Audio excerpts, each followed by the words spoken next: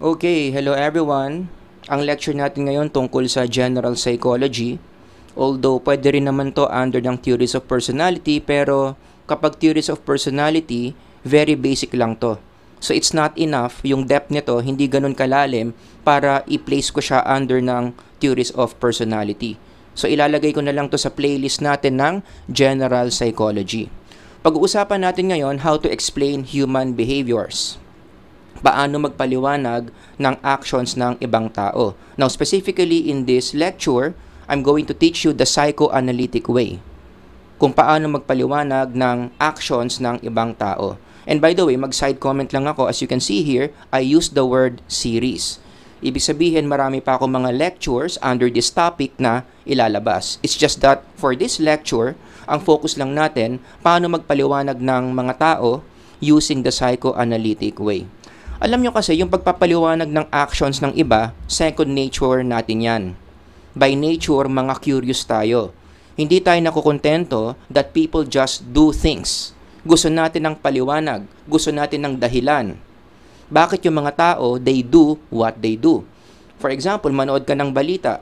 Hindi sapat sa'yo na ibalita sa'yo na may confidential funds. Gusto mong malaman para saan yung fund. Magkano yung pera na ipapasok sa fund. Saan ilalagay o gagamitin yung confidential funds. Kasi nga, second nature natin yon. We want explanations for actions. Or for instance, yung nangyari sa Showtime.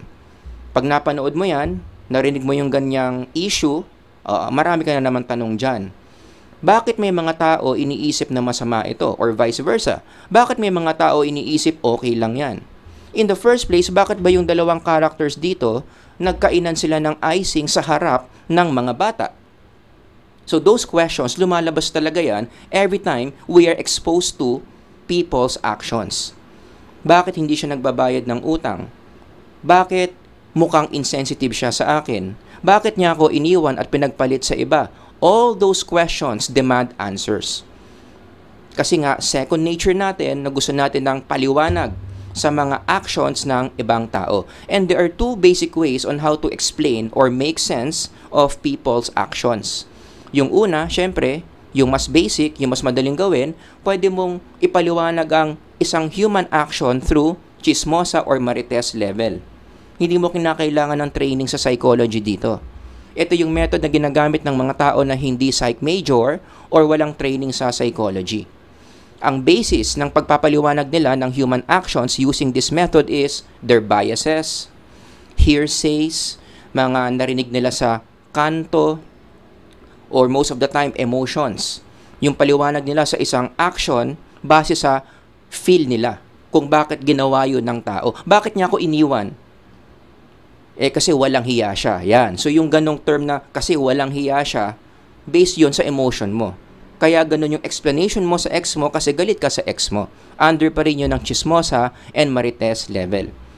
Okay? Ngayon, kayong mga psych majors na nanonood, hindi pwedeng you call yourself psych majors or psychology professionals tapos ito yung method na ginagamit ninyo.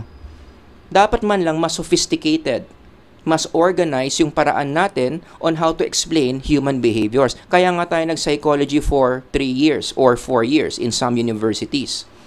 Kasi meron tayong distinct way, a more organized way on how to make sense of people's actions. Yun yung tinatawag nating psychology level.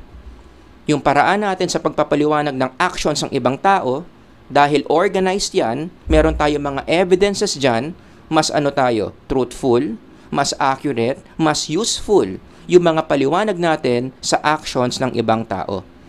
Na again, ibang-iba kapag yung explanation mo nandito sa chismosa or marites level. Kaya between these two, syempre, mas pipiliin mo yung psychology level. Mas papaniwalaan mo yung explanation under the psychology level. Diyan nga nanggagaling yung yung profession natin. Kaya tayo binabayaran sa mga services natin because we explain human actions distinctly, uniquely, compared to people without training in psychology. Diyan nanggagaling yung value ng field natin, pati na ng competence natin. So the main question that we want to answer in this series of lectures is, why do people act the way they do? Or sa simpleng Tagalog, bakit nila ginagawa yung mga bagay na ginagawa nila? Again, in psychology, business natin yan. Kaya tayo naging profession. Kaya tayo binabayaran to answer this question in an organized, in a scientific way. And within psychology, meron tayong 6 basic explanations in making sense of people's actions. Meron tayong psychodynamic, behavioral, cognitive, biopsychological, evolutionary, and social-cultural explanation. Ito yung mga explanations na madalas pine-present sa mga Gen Psych textbooks. Hindi pa lahat to. Meron pang mga ibang explanations na hindi ko na lang diniscuss ngayon kasi ito yung pinaka-common na makikita sa mga Gen Psych textbooks. In some textbooks, yung explanations, ang isa pang term na ginagamit nila dyan, which is totally fine, theories or perspective. So, pwede mong sabihin psychodynamic perspective or behavioral perspective or cognitive theory. Basta ang bottom line lang, lahat ng 6 na yan, ano ang pinaka-goal ng 6 na yan? To explain, to answer the question, why do people behave the way they do?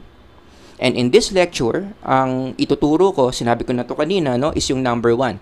Paano ba magpaliwanag ng human actions ang psychodynamic explanation? So, simulan na natin, no? So, according to Sigmund Freud, ayan, ito kasi yung name na pinakasikat whenever you hear the word psychodynamic explanation. Itong method na to, sa pagpapaliwanag ng human actions, malaki ang kinalaman ni Sigmund Freud. According to Freud, why do people behave the way they do? May kinalaman daw yan sa mga psychological entities or elements na nasa loob ng mind natin. Specifically, yung mga psychological entities na yan, sabi ni Freud, makikita saan? Doon sa domain of the unconscious.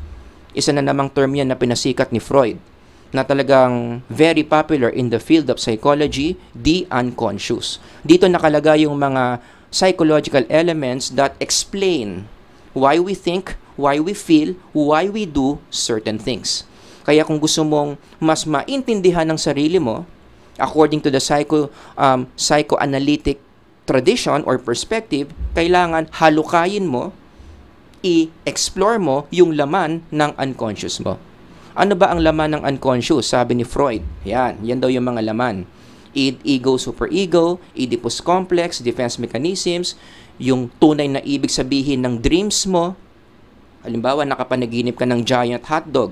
Yung giant hotdog na yon, wag mong i-interpret na literal. Wag mong sabihin na siguro gusto mo nang kumain ng hotdog, kaya mo na panaginipan yung hotdog. Sabi ni Freud, yung hotdog na yon, meron yang underlying meaning. Paano mo malalaman yung meaning ng hotdog na yon? Pupunta ka nga sa unconscious mo. Doon mo i-explore para matrace mo anong ibig sabihin ng giant hotdog. And of course, number 5, the different reasons kung bakit ang tao nagkakaroon ng mental disorders na sa loob din ng unconscious. Minsan kasi ang tao nagkakaroon ng psychological disorders na ang reason nandoon sa unconscious. Kaya ka may schizophrenia, kaya ka nadidepress, kaya ka merong body dysmorphic disorder because of unconscious reasons. So, ititrace mo, ano yung mga nasa loob ng unconscious mo that may explain bakit ka may isang psychological disorder. Kaya nga na-imbento yung hypnosis at saka yung projective test. Kasi yung mga methods na yan yung ginagamit para mahukay natin, ma-expose sa atin kung ano ang laman ng unconscious natin. Okay, so yung hypnosis, hindi yan ginagamit para kumuha ng credit card number. Gawa-gawa lang yan ng mga taong nagpapalusot at naisahan sila. Alright? So, ang hypnosis, ang pinaka-purpose niyan, you will lead the person from the conscious level to his or her unconscious level. And then from there, yung psychotherapist, tutulungan yung client na i-expose yung mga laman ng unconscious para mas maintindihan kung saan nanggagaling yung psychological disorders na pinapakita niya. Ayan, so medyo nag-clinical psych and ab-psych na ako, no? Basta bottom line, ito ang laman ng unconscious. At ulitin ko lang, itong mga laman ng unconscious na to, dyan nanggagaling yung mga everyday patterns ng tao, sabi ni Sigmund Freud. Almost everything that we have, almost all psychological expressions that we do can be explained by these unconscious things. Bakit ka negative mag-isip? Bakit yung kapitbahay mo madaldal? Bakit yung asawa mo sobrang seloso? Bakit yung asawa mo babaero? Bakit may mga tao takot sa relationships? Ano ang reason? Ano ang sagot sa tanong na bakit? Nandoon sa unconscious. Kaya yan ang trabaho ng isang psychotherapist. Tulungan yung kliyente na i-trace ano ang reason kung bakit meron ang tao nito. Iti-trace niya yan kung anong reason sa unconscious ang magpapaliwanag bakit meron yan. Seloso yung asawa mo dahil anong meron siya sa unconscious niya, trabaho yan ng psychotherapist. Alright? Pero in this lecture, I just want to emphasize on number 1. Hindi ko naman pwedeng i-explain lahat numbers 1 to 5. Mauubusan tayo ng oras. Number 1 lang muna. Ipaliwanag natin ano ang expressions ng id, ego, and superego in our everyday behaviors. Tuturuan ko kayo how to make sense of human actions using the concepts of id, ego, and superego. So sabi ni Freud, yung id, ego, and superego na yan, mga energies yan, psychological energies, hindi literal. So hindi ibig sabihin na kapag binuksan mo yung ulo ng tao, makikita mo literal, merong 3 tao doon, id, ego, and superego. No, these are in the forms of mental energy. And as you know, ang energy, although hindi mo nakikita, alam mong present yan. Kasi ramdam mo yung presence ng energy. So the same with id, ego, and superego. Okay, 3 different energies that you cannot see physically but you can feel its presence. So punta tayo sa id. Ano ba yung id? Ito yung energy daw ng psychological system natin na nagtutulak sa atin lagi na gumawa ng mga bagay na masasarap. Keyword, pleasure. Sa Tagalog, sarap. So tuwing mararamdaman mo na mukhang may gusto kang gawing masarap, ang sabi ni Freud, yan yung id na nagmamanifest in your psychological system. Parang nagka-crave ka sa isang pagkain. Gusto mong kumain ng marami, gusto mong matulog ng matulog, gusto mong bilhin yung 1 galon ng ice cream tapos uubusin mo, gusto mong ubusin yung laman ng bank account mo para bumili ka ng mga bagay na walang kakwenta-kwenta. Yan. Lahat ng drives na yon na gusto mong gawin kasi masarap, yung id, yung nagmamanifest niyan. Yung id yung tumutulak sa'yo to do that. Yung superego naman, kabaliktaran ng id. Ito naman yung psychological energy na may kinalaman sa morality. Ang ginagawa ng superego, ipupush ka na gawin kung ano ang tama at iwasan kung ano ang mali. In a way, ito yung konsyensya mo. Okay? And as you can see, yung id at yung superego, opposite sila of each other. Id is very selfish. Kung anong masarap, gawin mo. Kung saan ka masaya, gawin mo. Pero ang superego, laging may inconsideration to other people. Ini-expose ng superego mo yung conventions na dapat mong sundin, yung responsibilities na dapat mong tuparin. So basically, ang sinasabi lagi ng superego, hindi lang ikaw yung tao sa mundo. Meron ka pang mga tao na dapat isipin mo muna kung masasaktan ba o hindi sa gagawin mo. Kaya nga siya konsyensya. Very tied with morality. Okay, so laging in conflict yan. Id is selfish, superego is selfless. So lagi kang in conflict. Kaya sabi ni Freud, buti na lang meron tayong ego. Ego is the psychological entity or energy that balances the drives of the id and the superego. So ang ginagawa ng ego is, siya ngayon yung nagre-reconcile para mabawasan yung tension mo. Kasi kapag id and superego lang yung gumagana sa atin, lagi tayong tense, lagi tayong torn in between. Bibilin ko ba yung bag na 15,000 o hindi? O, magtatalo yung id and superego dyan. Sasabihin ng id, bilin mo, you deserve it. Anong sasabihin ng superego? Magpigil ka. Hindi practical ang bag na 15,000 tapos meron kang monthly bills na babayaran at may pamilya ka na dapat ipagbili mo ng grocery. So, torn ka ngayon. Kung susundin mo ba yung id o yung superego, doon papasok si ego, gagawa siya ng paraan para pareho mong mapagbigyan yung id at yung superego. Para mas malinaw, let me give you a sample scenario where you can sense the existence of the 3 entities. Halimbawa, namumroblema ka sa pera. Talagang wala ka ng pangbayad ng bill mo for next month. Hindi mo alam kung saan ka kukuha ng pambayad. Until one time, habang naglalakad ka sa isang street, merong isang tao, kumuha ng wallet niya, and this person did not even know nahulog yung pera niya galing sa bulsa. Makapal yung pera. Bundle of 1,000 pesos. Ayan, as you can see here. In that situation, sabi ni Freud, yung tatlong psychological energies mo lalabas na. Anong sasabihin ng id? Of course, sabi ko nga, ang id, selfish, pleasure. Masarap kunin yung maraming pera na yan na hindi ikaw ang nagtrabaho. Diba? Wala ka nang gagawin, hindi ka na mamumroblema.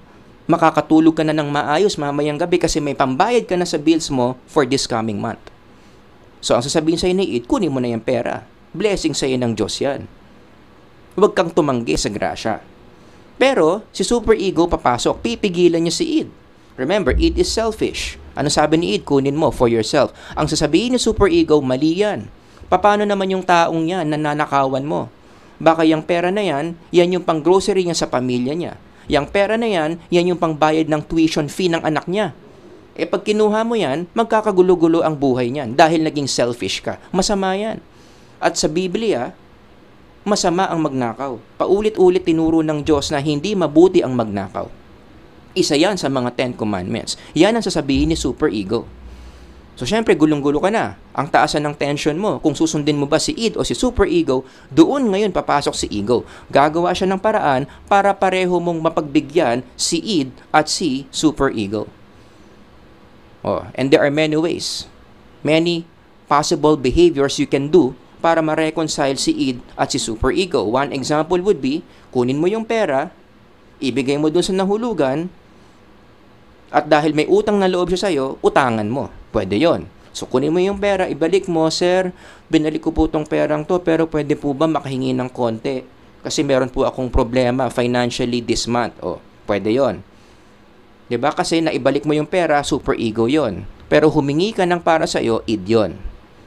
Or, sasabihin ng ego, kunin mo yung pera, although I don't condone this, hindi ko to ina-advise, mali ito. Pero ganito ang sasabihin ng ego, kunin mo yung pera, kuha ka ng kalahati, ibalik mo yung kalahati. Kapag tinanong niya, nasan yung kalahati, sabihin mo lang, hindi mo alam, baka sa iba nahulog. Yun. But in that example, nasan yung id? Kumuha ka ng konti, nasan yung superego, at least yung kalahati, binalik mo pa rin. Although again, ulitin ko, hindi ko ina-advise na gawin nyo yan, masama yun.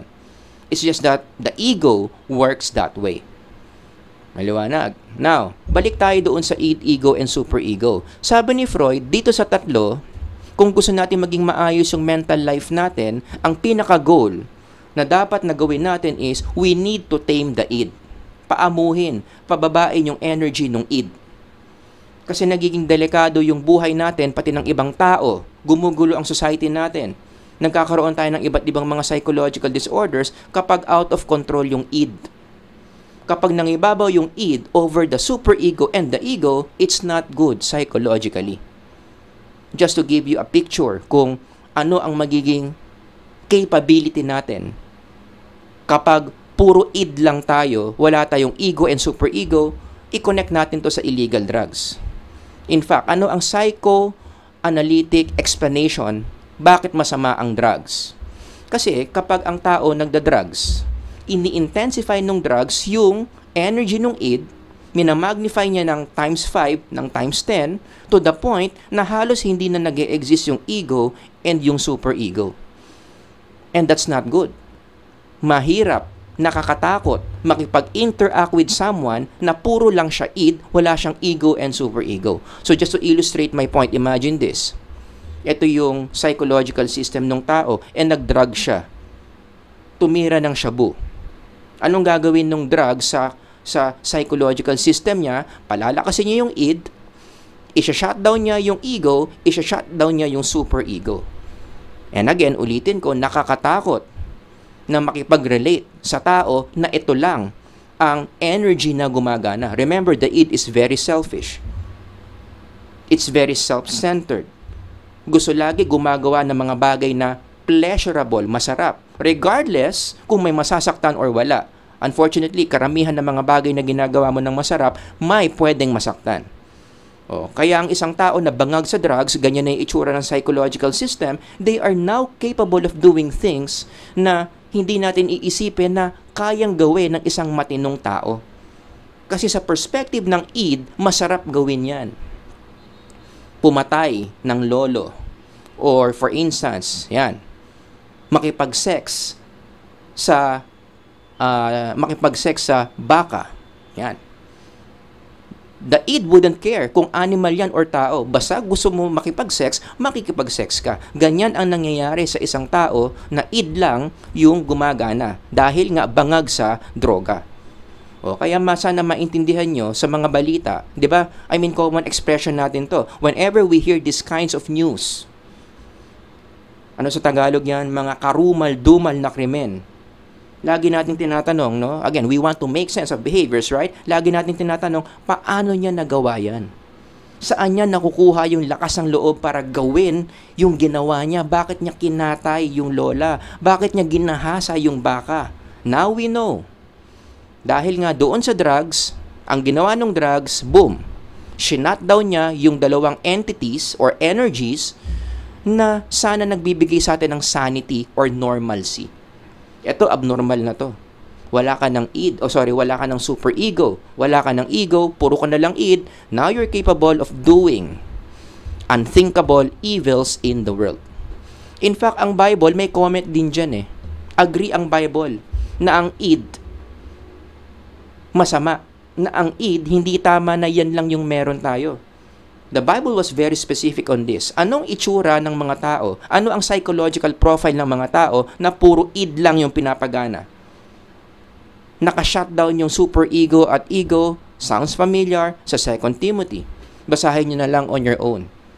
Kapag id lang ang gumagana sa isang tao, ano ang pinapairal niya everyday? Lovers of the self. Lover of money. Boastful, arrogant, revilers, disobedient to parents, ungrateful, unholy, unloving. Basahin nyo lahat yan, expressions yan ng id. And this sounds so familiar. I-translate mo yan in our everyday society, kaya nagkakaroon ng mga karumal-dumal na krimen. And most of the time, kaya nagiging ganyan yung tao because of illegal drugs. Illegal drugs shuts down your ego, your super ego, minamagnify nyo yung id niya, equals total evil. Doon galing yung behavior na yan. In fact, no, naalala ko rin yung nangyari sa Garden of Eden in connection to enhancing the id. Isa rin yan sa mga techniques na ginamit ng kaaway ng serpent in the garden to tempt Eve and Adam to sin against God. In the psychoanalytic perspective, kung i-reinterpret mo yung sinabi sa Genesis, ang ginawa ng serpent is to enhance the energy of the id so that the superego and the ego of Adam and Eve are overpowered. Tignan niyo yung sinabi ng serpent doon sa Genesis 3:4-5. Let me zoom in. For God knows that in the day you eat from it, we're talking about the fruit here, the forbidden fruit, your eyes will be opened and you will be like God, knowing good and evil. Bakit sinabi yan ng serpent? Para ma-magnify yung id, para magising yung id. Kasi kapag yung eyes mo opened, if you know good and evil, masarap yan sa pakiramdam.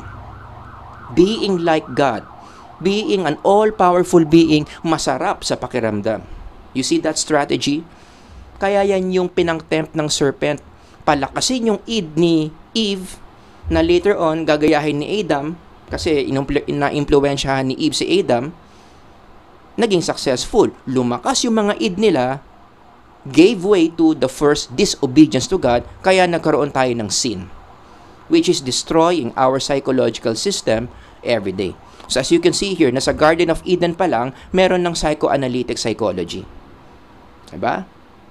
Now, another question that I encounter kapag tinuturo ko to, no? So, sa tatlo, sir, id, ego, and superego, sino ang madalas na nananalo? Ang sagot ni Freud dyan, depende. Iba-iba tayo dyan. May mga tao talaga dominant ang id, may mga tao dominant ang superego, may mga tao dominant ang ego. Dyan ngayon pumapasok yung personality differences. At pag-aaralan yan sa theories of personality. Kaya nga sabi ko, itong lecture na to, pang Gen Psych to eh. Hindi pa to pwedeng theories of personality kasi sa theories of personality, ipapaliwanag pa natin yan. So ano ang personality profile ng isang taong dominant ng id? Or dominant ang superego? Or dominant ang ego? Pang theories of personality yan. at pinag-aaralan pa sa theories of personality the different reasons, psychological reasons why someone would be dominant in id, superego, or ego. But for the meantime, dahil dyan, psych lecture to, hanggang dito na lang muna tayo. Okay? Depende sa tao. May mga tao talaga, dominante ang id, dominante ang superego, dominante ang ego, and that explains personality differences. Bakit iba-iba tayo ng pag-uugali, iba-iba tayo ng patterns? Ito yung psychoanalytic explanation why. Now, in closing, gusto kong tapusin tong lecture na to by giving you a very important insight na sana ma-realize ninyo, given this lesson, we are incapable of fully knowing ourselves. Tandaan nyo yan. We are incapable. Hindi natin kaya fully knowing ourselves na mag-isa lang tayo. Again, going back to the picture, to the diagram by Freud, yung iceberg, para mas maintindihan nyo. Sabi ni Freud, hindi naman natin kaya hukayin yung sarili nating unconscious. If you want to see the contents of your unconscious, para mas maintindihan mo deeper yung sarili mo, you cannot do it on your own, you need professional help. Diyan na ngayon papasok yung role ng isang psychotherapist. Alright? Pero mamaya meron akong comment dyan tungkol sa function ng isang psychotherapist. Now, for the meantime, I want you to focus here. Kaya wag na kayong magulat why in our psychological life, we hear statements that we make like this. Di ba madalas sinasabi natin to or naririnig natin to sa ibang tao, these statements confirm the claim of the psychoanalytic perspective. Hindi mo maintindihan ang sarili mo. Naguguluhan ako sa sarili ko. Bakit? Kasi hindi mo mahukay ng sarili mo yung unconscious mo. Meron kang mga behaviors na ginagawa sa labas na ang reasons kaya mo siya ginagawa nasa unconscious mo at hindi mo ma-access mag-isa. Na-apply din yan sa ibang tao. Sometimes we ask these questions about people. Paano niya nagawa yun?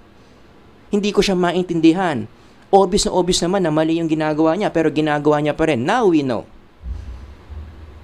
Why is it there are times yung actions ng ibang tao is not making sense to us kasi yung reasons nila for doing those things nasa unconscious nila at sila din mismo hindi nila alam.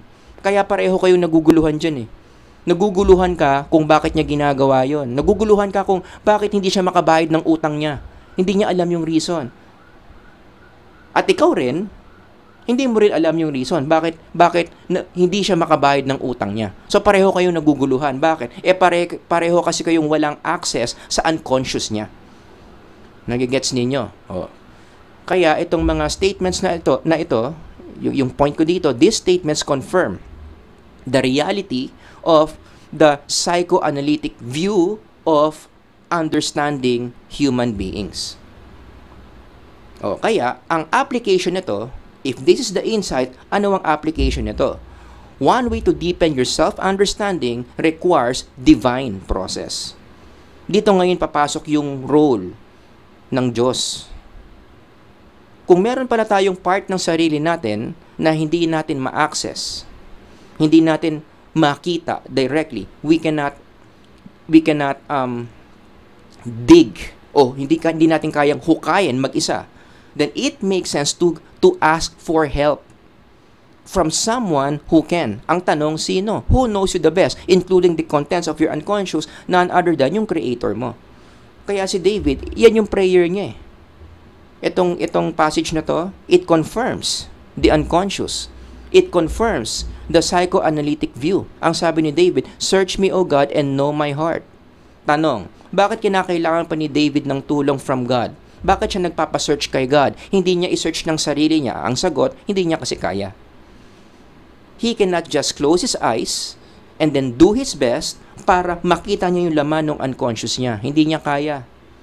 You need the help of someone divine to do that. Kaya yan yung sinasabi ni David dito, Lord, if there are things about myself that I need to know, para magkaroon ako ng deeper understanding about myself, you reveal it to me. That's a very important word, reveal. When you ask help from God, who understands you the most, and He answers your prayer, God will reveal things about you na dati-rati na sa loob ng unconscious mo. Binuksan ng Diyos yung unconscious mo. Ni-reveal niya sa'yo yung mga bagay na dapat mong malaman tungkol sa unconscious mo. See? Kaya ito ang practical application dyan. If you have something about yourself na gusto mong mas maipaliwanag, naguguluhan ka, may mga questions ka about yourself na hindi mo kayang masagot, ang unang solution dyan is to sit down, pray to God, pray for revelation.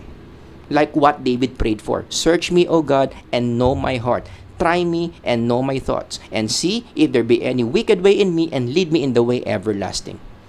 Kaya nga, in connection to this, dito medyo nagtataas yung kilay ko when it comes to psychotherapy. Now, don't get me wrong. Alam ko, maraming magbabasya akin dito. Maraming magagalit, especially mga estudyante at practitioners ng clinical psych. But listen to me first.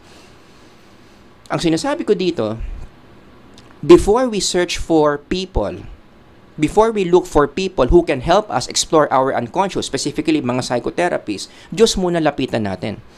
After all, it is God who understands us the most. 100% yung laman ng unconscious natin, kitang-kita niya. So it makes sense. Kung siya pala ang nakakaalam ng laman ng unconscious natin, it makes sense to pray to Him and reveal those things to us.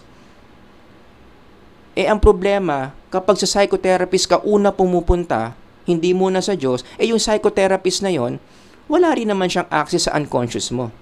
Siyempre, pwede naman siya mag-try, di ba?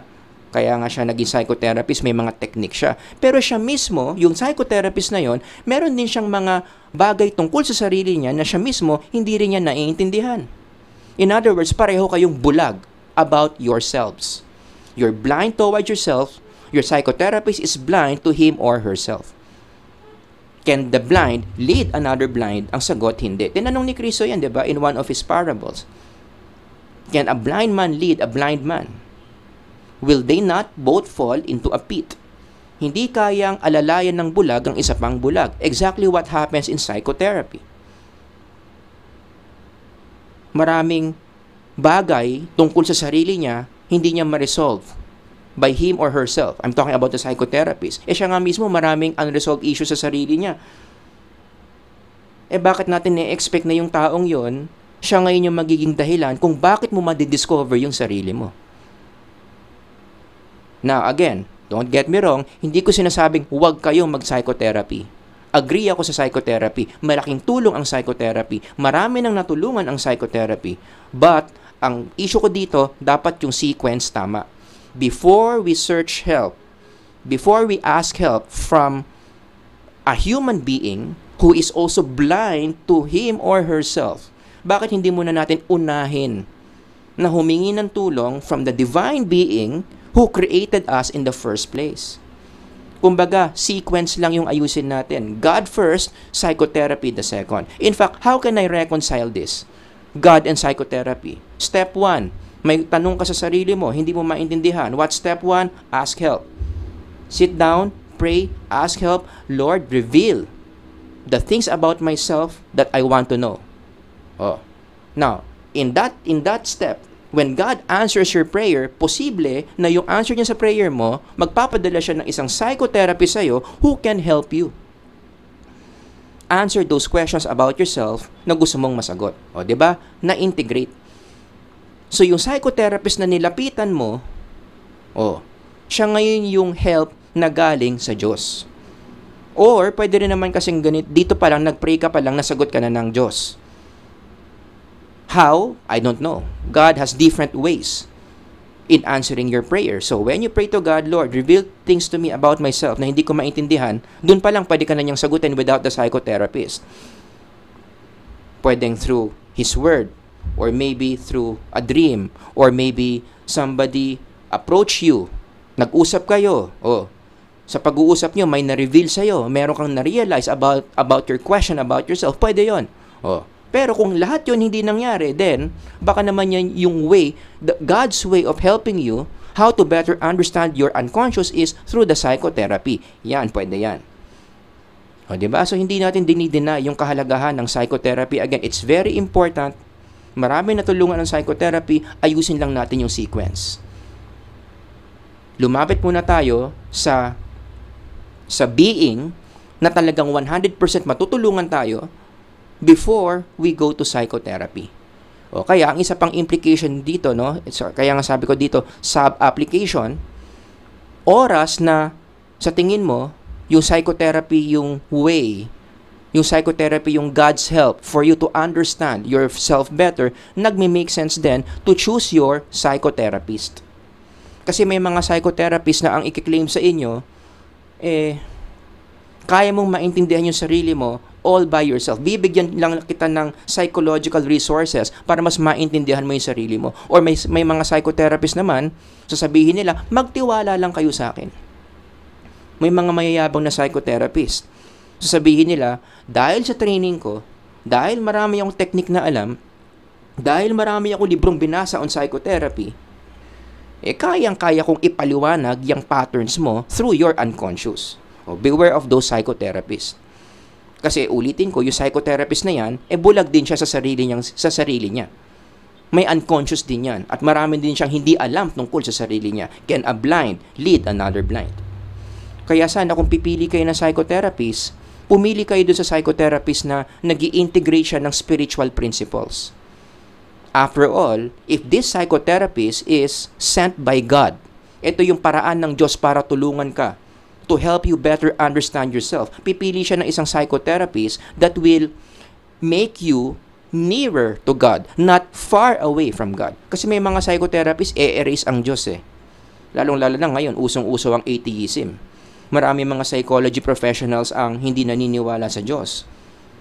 Erase nila yan. Walang place ang Diyos sa pag-iintindi ng sarili mo, which is so in contradiction to what reality is. Kung may isang being na pinakamaraming alam about ourselves, 100% correct, it's God. Kaya dapat ang psychotherapist na pipiliin mo is someone who is willing to integrate spirituality and psychology. Yung psychotherapy approach niya is he or she helps people help themselves through making these people nearer to their Creator. Yan yung integration ng spirituality at ng psychotherapy. And we have data for that. Nakaramihan ng mga psychotherapeutic approaches na ganyan, ini-integrate yung psychology and spirituality, are way more effective compared to psychotherapies that erase the concept of God. Kaya isa tong malaki itong issue in the field of psychotherapy. Hindi na tama na kapag you're dealing with problems by your clients, ine-erase mo yung konsepto ng spiritual world, ine-erase mo yung concept about God. It should not be. After all, we are spiritual beings. Malaki ang kinalaman ng spiritual condition natin sa different psychological conditions natin. And a lot of those is spiritual conditions. We are blind from these conditions. Bakit? Nakatago kasi sa unconscious natin. Kaya ang solution dyan is you ask help from God to reveal to you those spiritual conditions that you are in. Para maipaliwanag mo bakit ka may mga problema na meron ka ngayon. At sana, yan nga, kung gagamitan mo na psychotherapy yan, yung psychotherapist mo, ganyan yung approach. Hindi yung ine-erase niya. Kino-convince ka pa niya na walang kinalaman ng spiritual things dito. After all, paulit-ulit ko itong sinasabi in this channel, psychology is the study of the spirit. A lot of our psychological problems are caused by spiritual reasons. Sino bang tatanungin mo? Sino ang may pinakamaraming alam tungkol sa spiritual reasons of our problems? None other than our Creator. Alright? So, yan ang ating unang lecture sa series na Explaining Human Behavior. Pinaliwanag ko kung paano iniintindi ang tao using the psychoanalytic way. Sana marami kayong natutunan. If you have any questions, some other examples, comments, ilagay nyo lang dyan sa baba. Sir Howard here. Until next time, God bless everyone. Bye-bye.